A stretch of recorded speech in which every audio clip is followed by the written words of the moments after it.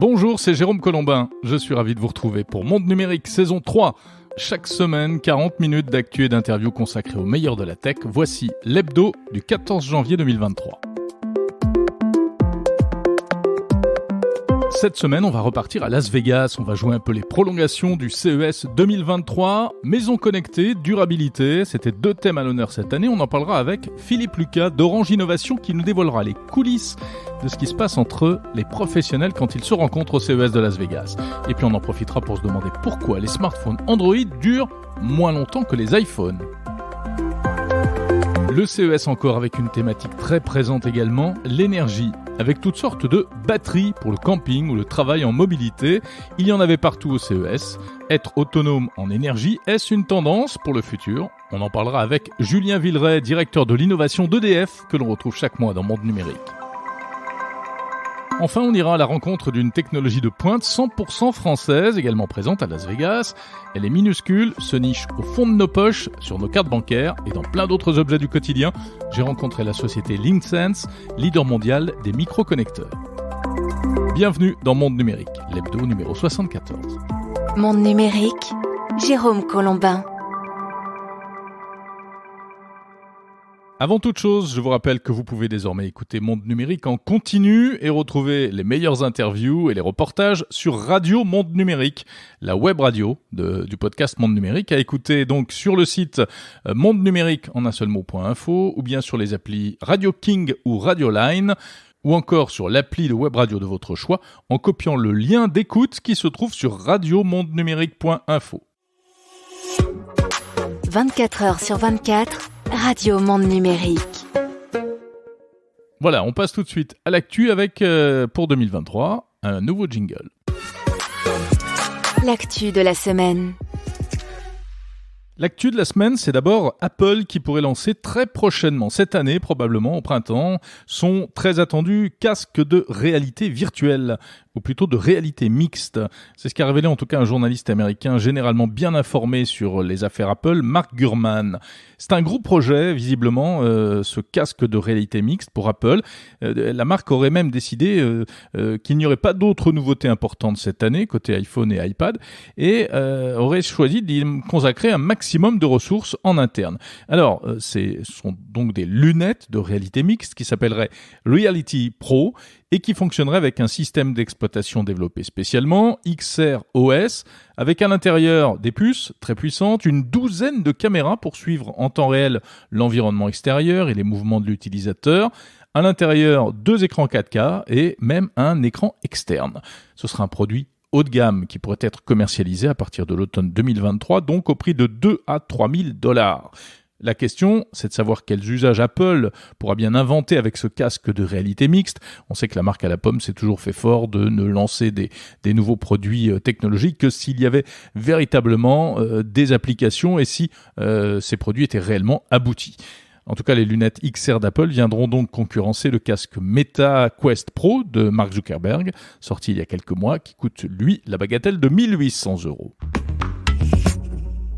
Comme on pouvait s'y attendre, les premiers cas de triche dans l'enseignement à l'aide du chatbot d'intelligence artificielle ChatGPT commencent à apparaître. À Lyon, un professeur d'université a découvert qu'un devoir à la maison donné à ses étudiants avait été rédigé à l'aide de ChatGPT. ChatGPT, on le rappelle, c'est cette intelligence artificielle de la société américaine OpenAI qui est accessible à tous depuis la fin du mois de novembre. Et donc à Lyon, le professeur en question a découvert que la moitié de ses 14 élèves avaient triché. Il s'en est rendu compte car les écrits avaient les mêmes tournures de phrases et suivaient le même raisonnement. Donc elles se ressemblaient. D'ailleurs, les étudiants ont avoué avoir utilisé l'intelligence artificielle. La bonne nouvelle, c'est que le prof s'en est aperçu, comme quoi l'usage de ChatGPT peut se détecter, mais la mauvaise, pourrait-on dire, c'est que ça ne change rien, car en fait, ce n'est pas interdit, en tout cas pas pour l'instant, et donc l'enseignant a été contraint de noter les étudiants, qui ont tous obtenu la même note, la note de 11,75. Rappelons que ChatGPT ne fait pas de copier-coller, donc ce n'est pas aussi facile à détecter que du plagiat. Il génère véritablement des phrases à partir des données qu'il a apprises. Alors aux États-Unis, on semble un peu plus conscient du problème, visiblement, et la ville de New York vient d'interdire l'utilisation de ChatGPT dans les écoles publiques. Le département de l'éducation a bloqué l'accès au chatbot sur l'ensemble des ordinateurs des écoles de la ville. Est-ce que ça résoudra le problème ? Sans doute pas. Ça fait vraiment penser à ce qui s'était passé il y a quelques années avec Wikipédia. Comme on a déjà eu l'occasion de le dire dans ce podcast, c'est sans doute un gigantesque défi aujourd'hui qui se présente au monde de l'éducation. Pas seulement l'éducation, bien sûr, mais également pour des tas de secteurs. Cela pose des questions d'éthique et aussi de droit d'auteur, car lorsqu'une IA apprend, entre guillemets, à partir d'écrits ou d'images qui ont été générés au départ par des humains, eh bien, est-ce que ce n'est pas une forme de vol de propriété intellectuelle, notamment pour des œuvres d'art ? À noter que le ministre français du numérique, Jean-Noël Barrot, à l'occasion de son voyage pour le CES, est allé rencontrer les responsables de la société américaine OpenAI en Californie pour discuter de tout ça. On voit bien que la démocratisation de ces IA dites génératives risque de bousculer énormément de choses. Et comme on ne désinventera pas l'intelligence artificielle, il va bien falloir apprendre à vivre avec. Intelligence artificielle encore avec cette innovation dans le domaine de la santé. Une IA capable de détecter le cancer du sein, développée par une entreprise israélienne, Ibex Medical Analytics, est actuellement expérimentée en France à l'Institut Curie. Elle donnerait d'excellents résultats. Baptisée Gallen-Breast, cette IA est capable d'identifier plus de 50 caractéristiques spécifiques à un cancer à partir d'échantillons prélevés par biopsie. L'outil a été entraîné avec plus de 2 millions d'échantillons d'images sous la supervision d'une vingtaine de spécialistes. Il faut savoir que le cancer du sein est le plus fréquent chez la femme dans le monde, plus de 2,2 millions de nouveaux cas chaque année, et c'est un chiffre qui augmente. Et parallèlement, le nombre de médecins, de spécialistes en tout cas de ce domaine diminue. On voit donc tout l'intérêt de l'intelligence artificielle dans ce domaine, même si ses responsables précisent que cette innovation n'a pas pour but de remplacer les médecins, mais juste de les assister dans leur diagnostic, de leur éviter notamment de rater certaines choses lors de l'analyse des résultats des biopsies. Il s'agit malgré tout également d'automatiser certaines tâches particulièrement chronophages. C'est donc une nouvelle application de l'IA en santé. On savait qu'il y avait des choses intéressantes qui se faisaient du côté de la radiologie. Toutefois, un récent rapport sur les questions éthiques de l'intelligence artificielle en santé préconise de maintenir systématiquement un contrôle humain dans le processus de diagnostic des maladies assisté par intelligence artificielle.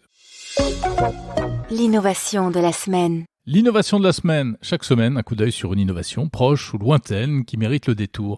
Et cette semaine, je voudrais vous parler d'une innovation signée Microsoft et qui touche encore à l'intelligence artificielle. Il s'agit d'une intelligence artificielle capable d'imiter la voix de n'importe qui à partir d'un échantillon sonore d'à peine 3 secondes. C'est ce qu'a annoncé en tout cas Microsoft en présentant cette IA baptisée Vol-E, V-A-2-L-E. Alors ça vient d'être annoncé, mais l'application n'est pas accessible au public. La firme américaine s'est contentée de publier des extraits audio censés illustrer les performances de cette IA qui serait donc capable d'imiter des voix humaines avec un grand niveau de réalisme, ce qui donne des voix assez caractéristiques, différentes des voix robotiques qu'on a l'habitude d'entendre. Écoutez. We have to reduce the number of plastic bags. My life has changed a lot. I could hardly move for the next couple of days. L'intelligence artificielle Vol-E a été entraînée avec 60 000 heures de paroles, dont une grande partie provenant d'enregistrements réalisés à l'aide de l'application Teams, qui appartient à Microsoft. Et oui, c'est pratique, quand on possède une appli de visioconférence, on peut se servir éventuellement des données des utilisateurs. J'avoue que je ne sais pas si les utilisateurs en question avaient donné leur accord. En tout cas, une synthèse vocale réaliste à partir de voix existantes, ce n'est pas nouveau en réalité. Il existe déjà des outils de ce genre qui donnent des résultats plus ou moins intéressants. Mais là, il semble qu'on ait franchi un palier technologique puisque cela fonctionnerait donc avec une très faible quantité de données initiales, à peine 3 secondes d'enregistrement audio. Évidemment, on pense à toutes les applications possibles d'un tel outil. Par exemple, pourquoi pas, produire des podcasts avec une IA qui écrirait des textes et puis une autre qui synthétiserait la voix. Et comme ça, je pourrais partir en vacances et laisser tout cela en pilotage automatique. Mais bien sûr, on pense également au risque de dérive potentielle, à toutes les arnaques que cela pourrait permettre de créer. Par exemple, une voix qui se ferait passer pour un proche et qui nous appellerait par téléphone pour nous demander de l'argent. Bref, une innovation malgré tout spectaculaire, pleine de promesses, mais qui, comme d'habitude, pourrait être détournée à des fins criminelles, surtout si elle devient facilement accessible. On va passer aux interviews de la semaine de Monde Numérique et pour cela, je vous emmène à nouveau de l'autre côté de l'Atlantique, à Las Vegas, où s'est tenu la semaine dernière le CES 2023. Plusieurs émissions et interviews à retrouver sur le fil du podcast Monde Numérique et sur Radio Monde Numérique. Et je voudrais vous proposer de creuser maintenant 3 sujets avec mes invités. On va parler énergie, on va parler aussi micro-connecteurs, un univers méconnu dans lequel la France excelle. Et avant cela, tout de suite, on va parler maison connectée et smartphone. Monde numérique, spécial CES de Las Vegas.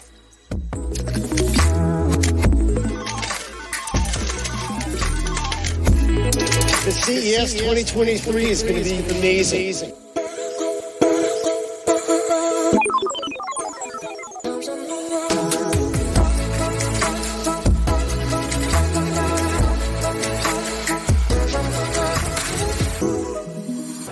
Monde numérique spécial CES de Las Vegas. Ça continue, on ne s'arrête jamais. Quand il n'y en a plus, il y en a encore.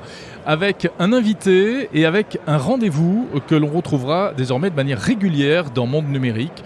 Chaque mois, rendez-vous avec Orange Innovation, partenaire de Monde Numérique. Et pour cette première rencontre, je suis ravi de retrouver à Las Vegas Philippe Lucas, bonjour. Bonjour Jérôme. Vous êtes en charge des terminaux et des partenariats chez Orange Innovation. On va dire que tous les terminaux commercialisés par Orange, en quelque sorte, ils sont d'abord passés entre vos mains pour savoir si ça valait le coup de les commercialiser, c'est ça ? Absolument. À Orange Innovation, on pilote l'ensemble du catalogue des terminaux que l'ensemble du groupe revend dans nos boutiques, que ce soit dans les boutiques physiques ou online. Et donc, on sélectionne avec les pays les terminaux du portefeuille et on valide l'ensemble des terminaux pour qu'on s'assure qu'ils fonctionnent correctement sur nos réseaux. Alors le CES de Las Vegas n'est pourtant pas un salon dédié à la téléphonie mobile. Je crois qu'il n'y a même pas de smartphone cette année à Las Vegas. Donc quelle est la raison de votre présence ici en fait ? En fait, je ne travaille pas que sur la partie mobile, les terminaux mobiles, mais également sur les terminaux du home, de la maison, et puis également toute la gestion des partenariats avec les grands acteurs que sont les Google, Amazon, Facebook, maintenant Meta, Microsoft et le petit acteur Apple, entre autres. Et donc, on les a rencontrés, en tout cas je les ai rencontrés aussi en partie en dehors du salon officiel. J'ai pas mal marché d'ailleurs hier, j'en étais hier à 20 000 pas. Ça, écoutez, c'est le lot de tout visiteur du CES de Las Vegas, hein. J'ai bien dormi du coup hier soir, pas de problème de décalage horaire. Vous avez bien de la chance. Donc vous passez beaucoup de temps dans des rendez-vous, des meetings avec les géants du secteur, vous l'avez dit. Et je crois qu'il y a notamment un sujet auquel vous vous êtes beaucoup intéressé, c'est la maison connectée, Smart Home. Vous avez aperçu des innovations intéressantes ? On commence à voir des choses autour de la sécurité qui commencent à émerger. Intéressant de voir, par exemple, notre acteur, un acteur local, Verizon, qui se dit que je peux peut-être, opérateur américain, qui est un petit peu présent sur le home et qui se dit j'aimerais bien commencer à faire des solutions de sécurité light. Pour pouvoir m'assurer que je sais si quelqu'un rentrait dans chez moi sans que j'ai pourtant acheté trop d'objets. Et donc avec la gestion du Wi-Fi, typiquement ils essayent de faire des solutions, ce qu'on a commencé à regarder avec eux. On est encore au début de cette histoire et c'est des choses qui sont commencent à être un peu visibles. Et puis on a vu également Samsung qui offre des choses sur la télévision, qui commence à se dire voilà, je suis un acteur majeur au sein du foyer, je fais plein de choses et je voudrais rentrer, je voudrais connecter un peu plus d'objets et en faire des scénarios. Ça va être le grand message de la maison connectée, des scénarios. Et la vraie question de demain, c'est quel scénario, pourquoi faire ? Et c'est un peu ce que je voulais humer ici au CES. Philippe Lucas, autre grosse thématique cette année, c'est peut-être pour la première fois d'ailleurs affichée officiellement par les organisateurs du salon, la durabilité, la tech pour un monde meilleur, pour un monde plus respectueux de l'environnement. Est-ce que les grandes marques que vous rencontrez ici sont engagées véritablement dans ce processus ? Alors, on a vu un certain nombre de choses, on l'a entendu, on l'a lu, on l'a pas beaucoup vu à Barcelone, non, au CES à Las Vegas. J'espère qu'on en verra un peu plus à Barcelone. C'est aussi une des raisons pour lesquelles j'étais présent, pour préparer aussi la prochaine étape. Et comme cette année, il n'y avait pas tant de mobiles que ça, et que c'est un des sujets importants quand même, on produit sur la planète 1,5 milliard de mobiles neufs par an. Je ne commente pas si c'est nécessaire ou pas. En tout cas, c'est beaucoup. Certains diront beaucoup trop. Et la question qui se pose, c'est comment on peut réduire l'empreinte écologique de ces terminaux, qui sont les plus nombreux en termes de terminaux électroniques. Oui, de gros consommateurs de ressources. Et donc, aujourd'hui, typiquement, Orange Innovation est à la pointe de ce combat. J'appelle ça un combat. Je le dis avec d'autant plus de passion que je l'échange avec mes acteurs, en tout cas mes partenaires assez régulièrement. Et combat parce que c'est pas gagné. Oui, mais quand vous allez voir les Américains, les Chinois, vous leur dites on veut des terminaux plus faciles, plus réparables, moins polluants, etc. Qu'est-ce qu'ils vous disent ? Ils nous disent que c'est pas encore dans leur plan, en tout cas aux États-Unis, mais ils en parlent. Alors quand on est en Californie, c'est un peu plus prégnant, mais pour le reste, elle l'est pas tout à fait. Et puis quand on parle à mes amis chinois, j'ai quelques réactions qui me disent mais Philippe, la Chine sera net zéro carbone en 2060. Nous ne sommes qu'en 2022 et vous nous demandez de faire des efforts significatifs déjà d'ici 2025, voire 2030. Et 2030 sera notre pic de consommation de CO2. Comment va-t-on faire pour répondre à vos besoins ? C'est tout l'enjeu de ces prochaines années et donc on va essayer de les aider à travailler sur ce sujet.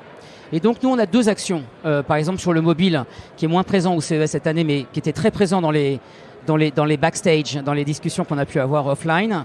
Deux sujets importants que sont réduire l'empreinte écologique à la production d'un mobile. Parce qu'on sait que la production du mobile, c'est l'émission de carbone, c'est 80% des émissions à la production. Et puis deuxième étape, donc ça c'est un sujet déjà intéressant et important. Et puis deuxième étape, c'est de dire finalement le mieux, c'est pas forcément systématiquement de racheter de terminaux tout de suite. Si on peut faire durer les terminaux, c'est encore mieux. Et pour les faire durer, il y a deux parties. Oui. Un, le hardware pour qu'ils puissent facilement évoluer dans le temps.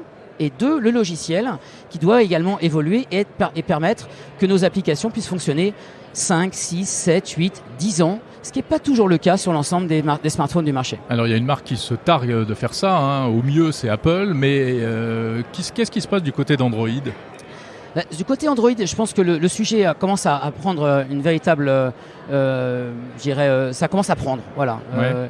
Et les acteurs d'Android qui étaient jusqu'à présent très focalisés sur la concurrence, la compétition entre eux, commencent à se dire que finalement la durabilité, la sustainability, c'est quelque chose que les clients prennent en main et en tout cas en Europe, c'est très prégnant, c'est très visible. Ça dure combien de temps une version d'Android ? Alors, ça peut vivre combien d'années ? Pour la plupart des mobiles, même si certains sont un peu plus vertueux que ça, au bout de 2 ans, 3 ans, votre Android n'évolue plus. Eh oui. Alors c'est une vraie question. Donc c'est un sujet sur lequel nous on a envie de mettre un peu l'accent et de visibilité. Et là-dessus, on discute avec l'industrie pour voir comment on peut être de plus en plus vertueux pour pouvoir étendre la durée de vie d'un terminal au-delà de 5 ans. On pense que 5 ans c'est un minimum. Du coup ça veut dire aussi que le support logiciel doit être également dans la même durée. Alors on parlait de l'autre acteur que vous évoquiez tout à l'heure. Aujourd'hui je peux acheter un iPhone 8 qui doit avoir à peu près un peu plus de 6 ans, et ils mettent toujours iOS 16, la toute dernière version d'iOS, ce qui fait que quand on achète un terminal, aujourd'hui Apple, on a une certaine durabilité, une promesse de durabilité, en tout cas dans le temps, qui est assez remarquable, et je pense qu'il faut que l'industrie se plie à ces exigences que nos clients demandent. Aujourd'hui, de plus en plus de téléphones de seconde main sont achetés. En France, ça représente un peu plus de 15% du marché aujourd'hui, ça devient significatif. Et sur ces 15%, aujourd'hui, quasiment 90% proviennent d'iPhone. Ce qui veut dire que la part de marché d'Apple grandit de facto sur le marché de l'achat des smartphones. Il est important que Android l'écosystème Android dans son ensemble, c'est plus complexe que le côté Apple, mais réagissent. Mais je suis absolument convaincu qu'ils vont le faire. On voit des acteurs comme Samsung, par exemple, très présents, qui supportent pour ses flagships 4 années de version Android. Et donc c'est quand même quelque chose d'assez remarquable, intéressant. Donc des vrais efforts de ce côté-là. Voilà, très bien. Voilà, donc c'est intéressant de voir ce qui se passe comme ça, finalement, en amont, ce qui est caché d'habitude, ce que les consommateurs d'habitude ne voient pas.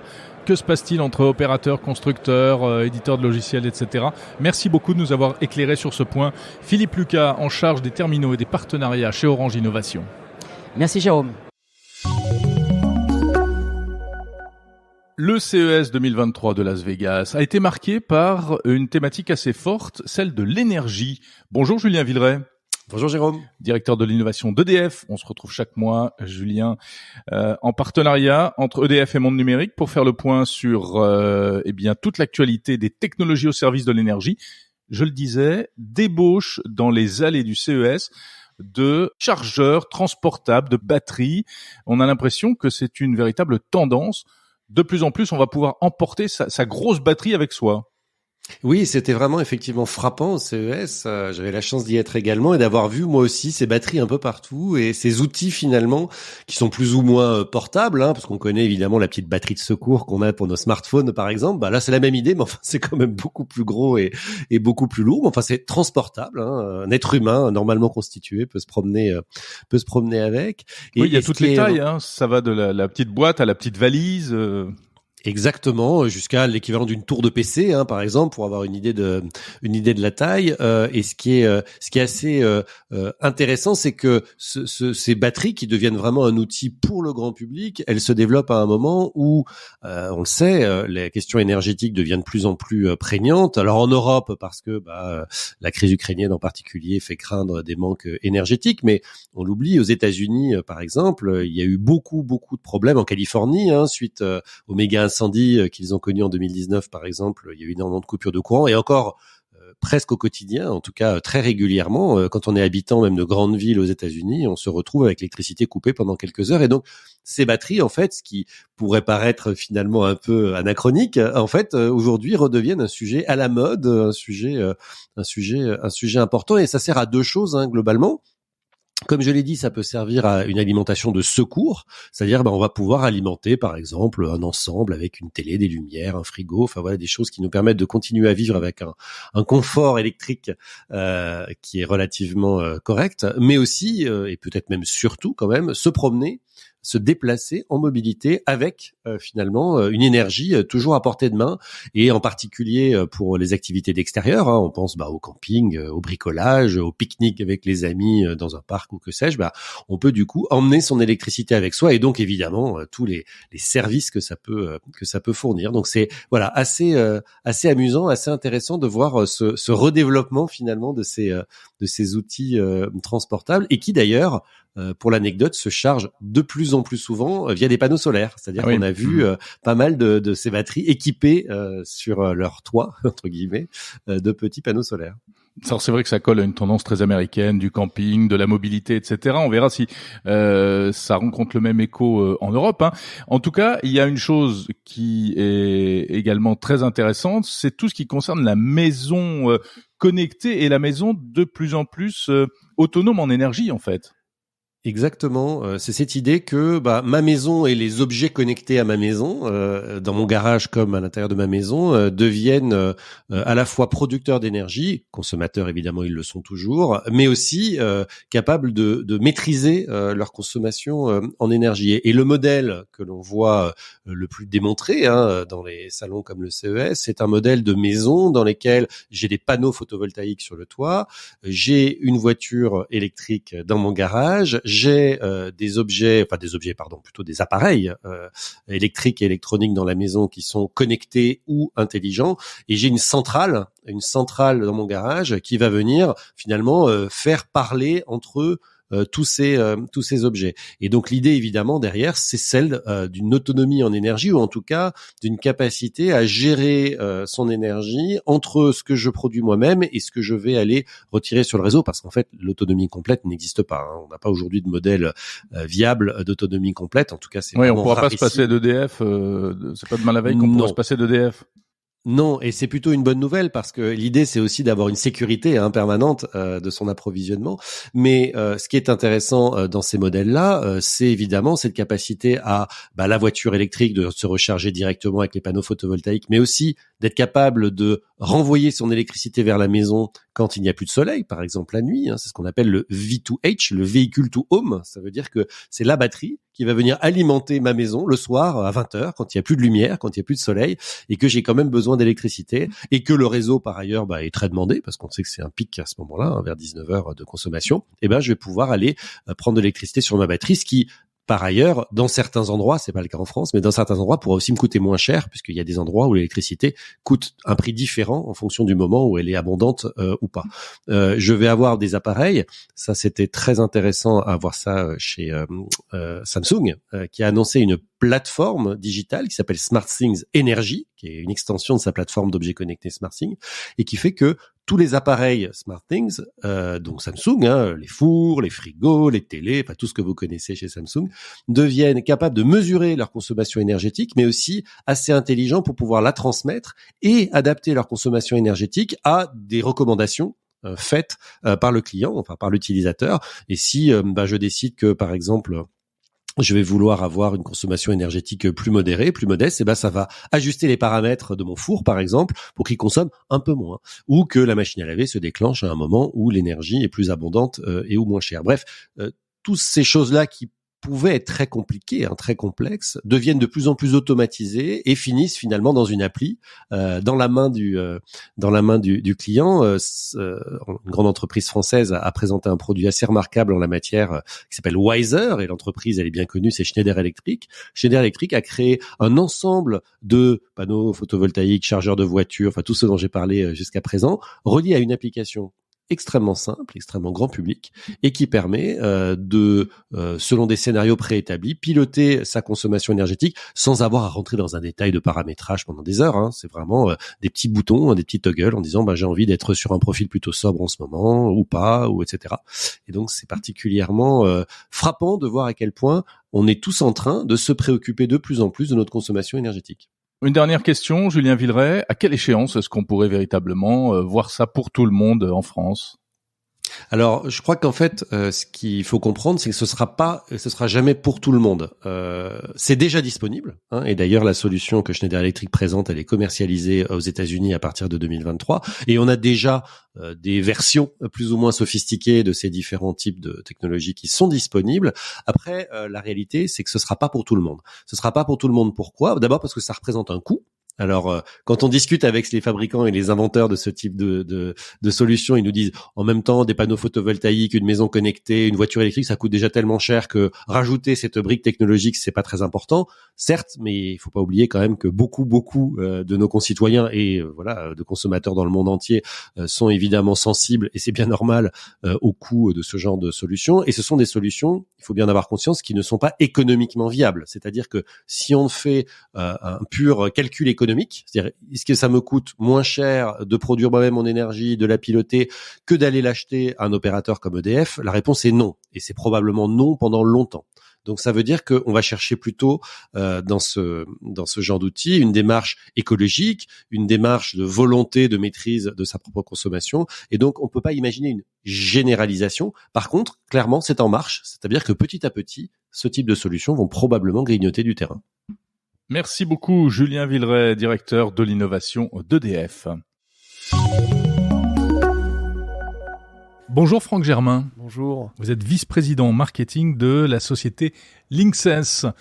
On ne connaît pas beaucoup cette entreprise, mais en revanche, tout le monde connaît quelque chose qu'on a dans nos poches depuis très longtemps. Ce sont les cartes à puce, et avant cela même les télécartes. Et donc tout le monde connaît votre spécialité. C'est ce petit carré métallique que l'on voit sur toutes les cartes à puce. C'est bien ça ? Tout à fait, Jérôme. Et donc, effectivement, Linksys, on n'est pas forcément très connu du grand public. Pour autant, c'est une longue histoire. En fait, tout a démarré dans les années 80, quand finalement un défi technologique a été posé à 3 ingénieurs talentueux, à qui on a demandé de faire un microcircuit extrêmement fin, extrêmement souple, qui permettait de mettre en fait en relation le monde extérieur avec une puce. Et donc est né en fait le microconnecteur tel qu'on le connaît aujourd'hui, Linksys. Et donc première application, les télécartes, qui permet d'avoir ses crédits pour téléphoner, puis de fil en aiguille, la carte SIM, la carte de paiement à contact, la carte de paiement sans contact, qui permet avec une antenne d'interagir sur le terminal et de faire un paiement assez fluide, le passeport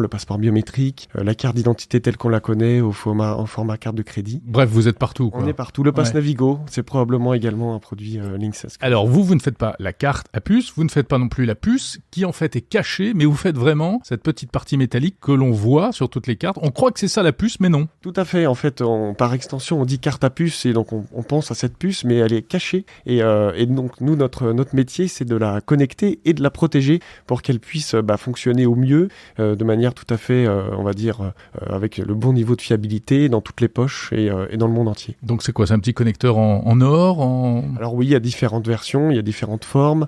C'est un connecteur qui est à la fois en or et qui permet, dans certains cas, d'avoir également des différentes différenciations avec des couleurs. On a des formats dorés, des formats gris, en fonction de, par exemple, ce que les banques veulent avoir. Ça, c'est quoi? C'est que pour le design? C'est pour le design, mais ça compte beaucoup. Ça compte beaucoup pour les banques. Bien sûr. Évidemment, on travaille sur les générations d'après pour continuer à créer de l'attractivité là-dessus. Alors, en plus, il y a un véritable défi technique, hein, on imagine, en termes de miniaturisation. Alors oui, on est sur un format qui est extrêmement plat. Et donc, en fait, il faut apporter toute cette fiabilité pour vous donner une idée, on a livré en tout à peu près 110 milliards de connecteurs depuis nos 30 ans, en fait, au travers le monde. Et donc, il y a besoin d'assurer cette fiabilité dans le temps sur finalement 2 dimensions, sur moins d'1 millimètre d'épaisseur, quel que soit le cas de figure. Donc il est souple, ce connecteur? Il est tout à fait souple. Il permet de gérer l'ensemble des critères de fiabilité. Alors après, on le torture, hein. Il y a des laboratoires spécifiques pour ça. Sur le passeport notamment, on va appuyer dessus, on va le tordre, on va faire tout un tas de tests, on va le mettre dans des brouillards salins, on va faire vraiment toutes les étapes qui permettent de valider la qualité de la connexion par rapport à la puce qu'on met à l'intérieur. Et aujourd'hui, vous allez vers de nouveaux marchés, notamment l'IoT, ce qu'on appelle l'IoT, c'est-à-dire les objets connectés, et puis la santé. En fait, on a démarré il y a une dizaine d'années, je dirais un savoir-faire assez unique sur la mesure de constante sanguine avec des électrodes, avec finalement un format assez similaire d'un point de vue bloc technologique. Et par extension, en fait, on a vraiment développé ce savoir-faire d'être capable de donner un outil de diagnostic efficace pour permettre aux médecins dans les hôpitaux d'avoir finalement une lecture rapide de ce qu'a le patient, plutôt que d'avoir des prélèvements qui sont plus longs et plus coûteux. On veut un peu plus chambouler ce qui peut se passer d'un point de vue apport thérapeutique vis-à-vis des systèmes hospitaliers. Et donc c'est-à-dire en fait, on a annoncé une acquisition dans cette ordre d'idée qui permet de... donc c'est une société qui est suédoise, qui s'appelle Nile, qui est spécialisée dans tout ce qui est smart patch, wearables en fait, mais vraiment avec un applicatif de grade médical et qui permet aujourd'hui de finalement mesurer des constantes cardiovasculaires de manière extrêmement précise sur non pas 1 ou 2 journées comme un Holter typiquement peut le permettre, mais sur 3, 4, voire un peu plus semaines, et qui permet de remonter la data, que ce soit en ligne ou hors ligne, vis-à-vis du médecin, et de faire un diagnostic à distance. Alors le futur de ce type de connecteur, qu'est-ce que c'est? Est-ce qu'on va aller vers l'étape d'après, c'est l'implant? Parce que vous, ce n'est pas invasif finalement, vos connecteurs. Non, alors on reste justement, c'est notre philosophie sur des systèmes qui ne sont pas invasifs. Aujourd'hui, on est au plus près là où le diagnostic se fait, pas aujourd'hui en sous-cutané typiquement. Nous, le futur, on le voit comme finalement une démocratisation de systèmes de diagnostic extrêmement précis, et c'est un peu ce qu'on fait depuis 30 ans, c'est-à-dire qu'on permet d'avoir une solution fiable avec une mesure et une technologie de pointe, mais pour le plus grand nombre. C'est pour ça que quand je parlais de 6 milliards d'êtres humains qui utilisent les produits Linksys, aujourd'hui, on pense qu'il y a vraiment, je dirais, une voie pour le monitoring du patient à distance, avec des systèmes qui soient efficaces, qui soient fiables et qui ne soient pas extrêmement coûteux et qui permettent, je dirais, d'avoir un diagnostic sans avoir à mettre le patient aux urgences ou à l'hôpital, et plutôt d'avoir un diagnostic à distance efficace. Donc ce sont des produits qu'on est amené à garder en permanence sur soi, en fait. Ça peut, alors en permanence, ça peut être 2 semaines, 1 mois, ça peut être effectivement plus long. Aujourd'hui, on voit ce type de système sur, par exemple, tout ce qui est diabétique, avec la mesure du glucose pour le patient. Il y a d'autres. Oui, qui remplacent les peties prises de sang quotidiennes, etc. Exactement. Et pour nous,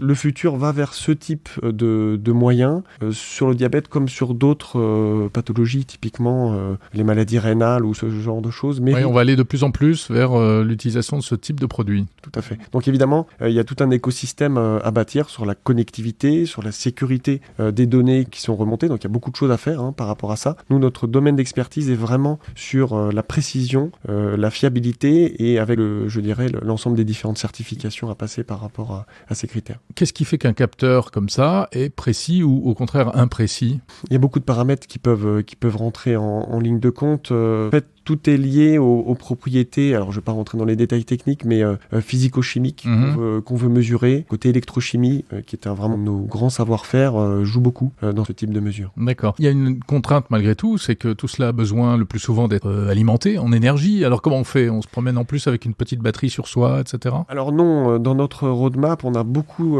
travaillé sur les produits existants. On a travaillé sur la carte biométrique sans batterie, on a travaillé sur la carte avec la cryptodynamie sans batterie. Et donc de la même façon, notre obsession, c'est d'essayer d'aller vers le moins de batterie possible, ou en tout cas le moins d'énergie embarquée possible. Parfois, c'est pas possible. On a besoin d'un tout petit peu d'énergie. Et donc notre approche, c'est soit d'utiliser, dans le cas du diagnostic, les champs proches, typiquement ce qu'on peut faire avec un téléphone. Il y a déjà beaucoup de choses qu'on peut faire avec le NFC. On peut rapprocher le téléphone de son smart patch et renvoyer une information. Donc là, c'est des options qui sont envisageables. Ou alors, et c'est aussi une autre option, être capable d'emmener un tout petit peu d'énergie et là travailler avec des partenaires sur le fait d'avoir des batteries ou des éléments qui amènent de la micro-énergie. La micro-énergie embarquée, pour nous, c'est un des piliers d'avenir des objets connectés, typiquement. Ça fait rêver. Est-ce qu'on peut envisager aussi des produits qui soient curatifs, genre des pansements, des choses comme ça ? Alors oui, avec une échéance plus ou moins proche. En fait, effectivement, on a plusieurs types de possibilités, soit du diagnostic différent. Par exemple, vous parlez d'un pansement, on peut très bien imaginer un pansement qui va mesurer l'évolution de la plaie. Est-ce que la plaie se cicatrise bien ou pas ? Donc là, on est plutôt dans la détection de comment ça se passe. Ça peut être aussi un pansement avec des principes actifs. Et donc tout ça qui est en interaction avec l'infirmière, le médecin. Effectivement, ça, c'est des choses sur lesquelles on a des travaux actifs aujourd'hui. Quand le produit sera disponible sur le marché, c'est pour quand ? Ça prend un petit peu plus de temps, je dirais encore quelques années. D'accord. Franck Germain, on parlait tout à l'heure de la carte à puce. Alors là, pour le coup, la carte à puce, ça fait presque une technologie un peu dépassée. Pardonnez-moi. Donc finalement, ça va aller vers quoi, selon vous ? Alors oui, c'est vrai qu'on a l'impression que c'est une vieille techno. En réalité, c'est une techno qui bouge beaucoup, avec toujours dans ces moins d'1 millimètre, beaucoup d'innovation. Donc je parlais de la carte biométrique tout à l'heure. Donc en fait, en 2 mots, ça c'est un produit qui est aujourd'hui disponible, qui est lancé par plusieurs banques, pas uniquement des banques françaises, et sur lequel on a aujourd'hui un système biométrique complet qui tient dans moins d'1 millimètre sans batterie. Finalement, vous avez vos empreintes qui sont cryptées dans la carte, et uniquement dans la carte, pas dans un système de cloud ou ailleurs, et qui permet de faire tous vos paiements sans limite partout dans le monde. Et tout ça, ça tient dans finalement votre portefeuille, dans votre carte bancaire. Ça, c'est un exemple. On a le code cryptodynamique, qui est quelque chose qu'on pousse avec des partenaires, qui permet de sécuriser vos transactions en ligne. Où là, en fait, quand vous allez faire un paiement, vous avez vos 3 fameux, ce qu'on appelle les CVV, les 3 digits, qui sont quasiment fixes sur la plupart des cartes et qui, dans le cas de cette technologie que l'on pousse, se mettent à jour à chaque transaction sans batterie et qui permettent de sécuriser en cas de fraude donc votre carte. On a également un certain nombre de... Alors, avec un petit afficheur, en fait. Ah oui, tout à fait, il y a un petit afficheur et tout tient, encore une fois, de manière tout à fait fiable dans cet encombrement assez restreint. On a beaucoup de travaux, même si c'est moins, je dirais, spectaculaire d'un point de vue technologie. On a beaucoup de travaux sur la partie respect de l'environnement. On a fait des travaux très importants sur le remplacement du PVC Alors ça se voit pas parce que ça ressemble encore à du plastique, mais du PVC recyclé, des matières issues de l'amidon, des matières type du PETG typiquement, ce qui est utilisé pour les bouteilles. Ça c'est vraiment une roadmap de fond que l'on a travaillé depuis plusieurs années et d'ailleurs récemment, il y a 2 semaines, on a annoncé une première mondiale, puisque au-delà du paiement, on a annoncé l'utilisation de matières recyclées également pour la partie passeport, donc pour du polycarbonate recyclé, qui est vraiment quelque chose dont on est très très fier de pouvoir également continuer cette roadmap, également sur des documents qui ont vraiment le niveau de sécurité, le niveau de fiabilité le plus, on va dire le plus haut dans notre standard industriel. Donc vous êtes dans les passeports aujourd'hui, dans les passeports français? Tout à fait, Linksys c'est aussi pas que français, c'est aussi toute une gamme, je dirais, à la fois de produits, de technologies, de développement sur l'ensemble des passeports, des cartes d'identité, des permis de conduire. Voilà. Du coup, vous recrutez même chez Linksys? Alors oui, tout à fait, ça c'est un vrai challenge. Il y a les challenges, si vous voulez, technologique pour notre équipe R&D, être capable de sans arrêt se remettre en question, d'anticiper avec toute l'équipe marketing et les tendances, quel que soit le secteur du paiement, de l'identité, du médical. Mais pour faire ça, il faut aussi attirer les talents. Donc ça fait partie des enjeux, d'être capable d'attirer des nouveaux talents. Quel type de talent? Dans quel domaine? Dans la recherche? Alors, dans tous les domaines. On a besoin d'abord d'ingénieurs R&D sur les nouvelles technos, donc typiquement sur la partie médicale, je dirais être capable d'avoir la pointe de tout ce que représentent les enjeux électrochimiques dont je vous parlais tout à l'heure. Ça peut être aussi des chefs de projet pour animer l'ensemble des jalons, l'ensemble du déroulé du projet, du marketing. Moi, j'embauche également dans mon équipe pour anticiper les tendances dans les différents secteurs qu'on adresse dans les années à venir. Donc c'est vraiment, je dirais, une recherche de talent sur l'ensemble des différents métiers que Linksys peut avoir.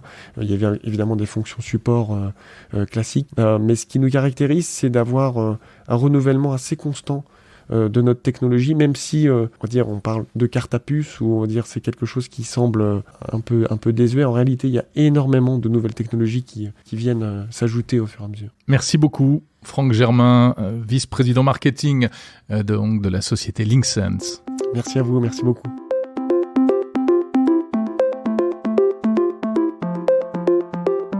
C'est la fin de ce 74e épisode de Monde Numérique l'Hebdo. Merci de l'avoir écouté. Merci pour votre fidélité. Continuez à écouter ce podcast, bien entendu, et puis à vous abonner, à le faire connaître autour de vous. Vous pouvez retrouver toutes les interviews de Monde Numérique sur Radio Monde Numérique. Il suffit d'aller sur le site mondenumérique.info. Vous voyez, il y a un petit player sur la droite ou bien en bas de la page si vous êtes sur mobile qui vous permet d'écouter en direct en quelque sorte. En tout cas, on continue toutes les interviews tech réalisées depuis le lancement de ce podcast. Je vous retrouverai la semaine prochaine avec grand plaisir, avec d'autres sujets bien entendu. Salut!